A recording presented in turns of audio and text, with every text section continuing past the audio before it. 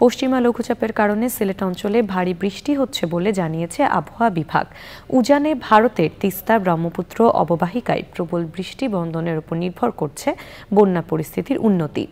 সময়মতো বর্ষা শুরু হলেও 12 থেকে 16 জুনের আগে সারা দেশে বর্ষাকালীন বৃষ্টির দেখা মিলবে না বলে জানিয়েছেন আবহাওয়াবিদরা।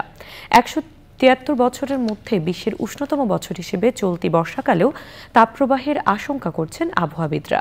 জান্নাতুল বাকিয়া কেকার রিপোর্ট। 1850 সাল থেকে 2024 সালের মধ্যে এই যে 173 বছরের মধ্যে 2023 সাল ছিল সবচেয়ে উষ্ণতম বছর এবং গত জুলাই থেকে অর্থাৎ 2023 সালের জুলাই থেকে এবছর 2024 সালের মে পর্যন্ত যে অ্যাভারেজ গ্লোবাল টেম্পারেচার তাও কিন্তু এখন সকল রেকর্ডকে অতিক্রম করে এই 24 সালও উষ্ণ হয়ে উঠছে। ঘূর্ণিঝড় রিমালের প্রভাবে দেশে 26 মে প্রবল বৃষ্টি শুরু হয়েছিল। মে মাসের শেষ নাগাদ উত্তর বঙ্গোপসাগরে মৌসুমী বায়ু সক্রিয় হয়ে সময়মতো বর্ষাকাল আসার পথ সুগম করে। চলতি বর্ষাকালে 439.4 মিলিমিটার স্বাভাবিক বৃষ্টির পূর্বাভাস দিয়েছেন আবহাওয়াবিদরা। এর মধ্যে সারা দেশে গড়ে 18 থেকে 22 দিন এবং ঢাকায় বৃষ্টি হবে 20 দিন।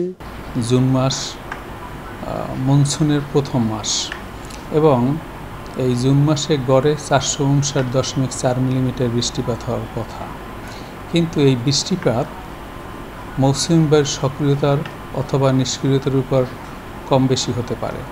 এই স্বাভাবিক বৃষ্টিপাতের চেয়ে কখনো এই জুন মাসে বৃষ্টিপাত বেশি হওয়ার আমাদের অতীত রেকর্ড রয়েছে, কখনো কম হওয়ারও রেকর্ড রয়েছে।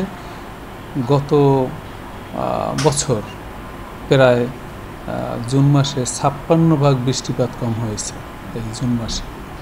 সুতরাং এই মনসুন সিজনের জুন মাসের বৃষ্টিপাত মৌসুমী বায়ুর সক্রিয়তা অথবা নিষ্ক্রিয়তার উপর নির্ভরশীল এবং বঙ্গোপসাগরে যদি কোনো লঘুচাপ তৈরি হয় অথবা সুস্পষ্ট লঘুচাপ তৈরি হয় অথবা নিম্নচাপ কিংবা গভীর নিম্নচাপ তৈরি হলে এই গড় বৃষ্টিপাতকে অতিক্রম করার সম্ভাবনা থাকে।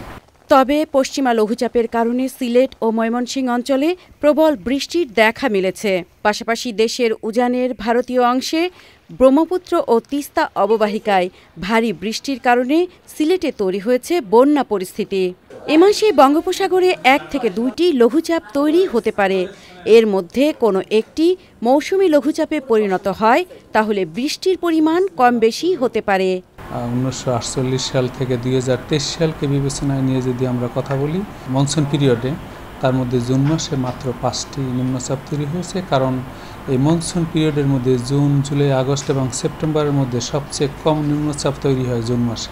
রংপুর, ময়মনসিংহ এবং সিলেট বিভাগে কখনো কখনো গভীর সঞ্চালনশীল মেঘমালা তৈরি হয় এবং কোনো সময় ওয়েস্টার্লি প্রাধান্য বিস্তার করে ওই সব অঞ্চলে বৃষ্টিপাত ঘটায়। যেমন এখন যে ময়মনসিংহ এবং সিলেটে যে ভারী থেকে অতি ভারী বৃষ্টি হচ্ছে তা কিন্তু পশ্চিমা লঘুচাপের প্রভাবেই হচ্ছে, কারণ গত তারিখ পর্যন্ত খুলনা বিভাগ বাদে সারা বাংলাদেশে মৌসুমী বায়ু বিস্তার লাভ করলেও তার সমগ্র বাংলাদেশে বিস্তার লাভ কিছুটা আবার স্লোথ হয়ে গিয়েছে।